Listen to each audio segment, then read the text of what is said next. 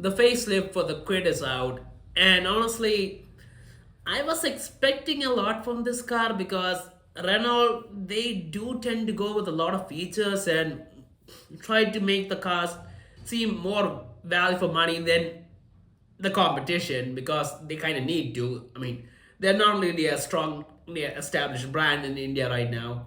They had the Duster before, but that was gone for a while, and the new Duster just came out, so that's going to take some time to get hold in the market. So I was expecting a lot from the Quid facelift, and considering that the competition there, the only real competition it would have in terms of features is the Tiago. I mean, there's the Wagoner, but it's under equipped for the money. But it's a Maruti, so they can get away with that, I guess. But yeah, the Quid facelift honestly doesn't really seem like a facelift. I mean, the front I think it's changed a little bit, the headlight design. But other than that, it seems like the same car. I think the headlight design is a bit bigger. But the interior, when you look at it, yeah, it looks like a interior from the original. It looks very similar to the original Quid in terms of the feel of the interior.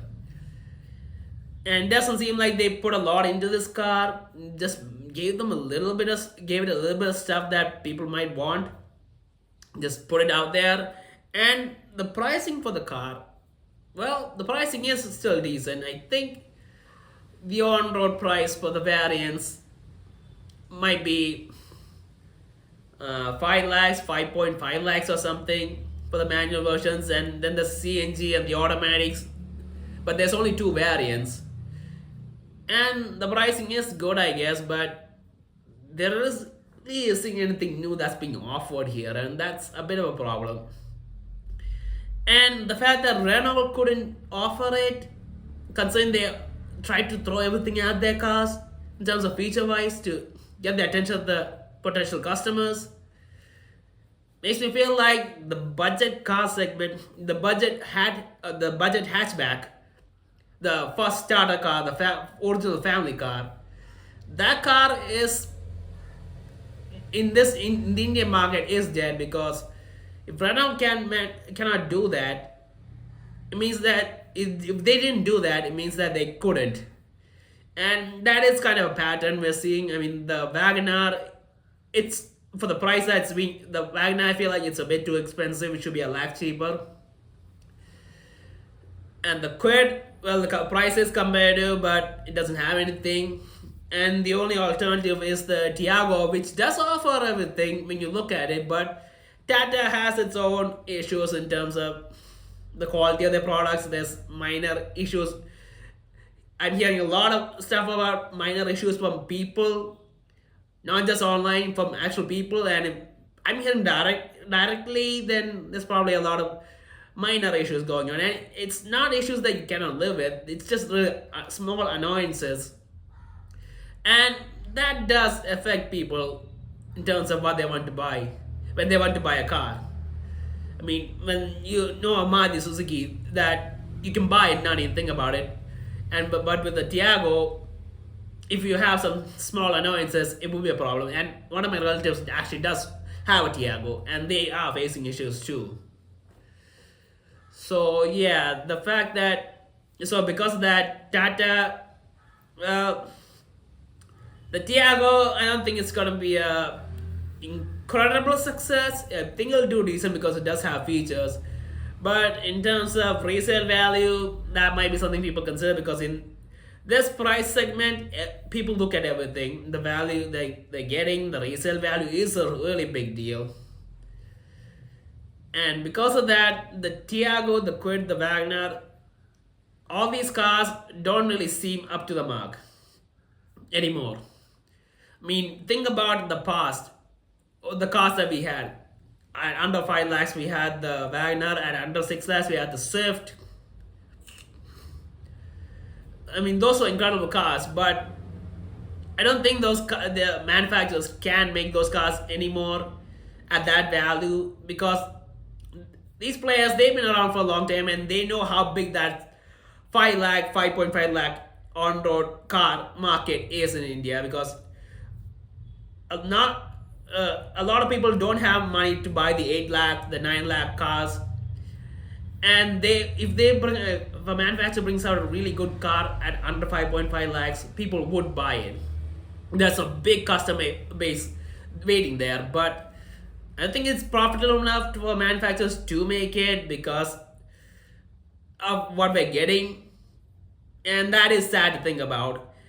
And honestly, at this point, the people who are considering buying this 5 lakh, 5.5 lakh small hatchback brand new, well, they might be more inclined to buy an older, bigger hatch like the Baleno, the previous Baleno, the i20, the maybe the Ultras. I don't really like the Ultras for a cheaper price of for 4 lakhs or something, because you're getting a bigger car. Sure, it's a used car and it has some kilometers on it, but still, you are getting a bigger car. And it feels like that car actually feels like more value compared to the brand new car that you're buying, which has either has issues or not enough stuff. And plus, with the bigger car, you can do a lot more. There's more space, and because those cars are the previous generations of those cars are old enough that you can buy it at those prices. A friend of mine actually did buy it for 4.2 lakhs or something. A 2017 Baleno with 60,000 kilometers. I feel like that was a good deal for him. And rather than buying a brand new Wagner for 6 lakhs, I mean, you couldn't even buy the brand new Kwid for that money. So yeah. Plus, that's a Maruti, and those are reliable with the minor issues with age, but still pretty reliable.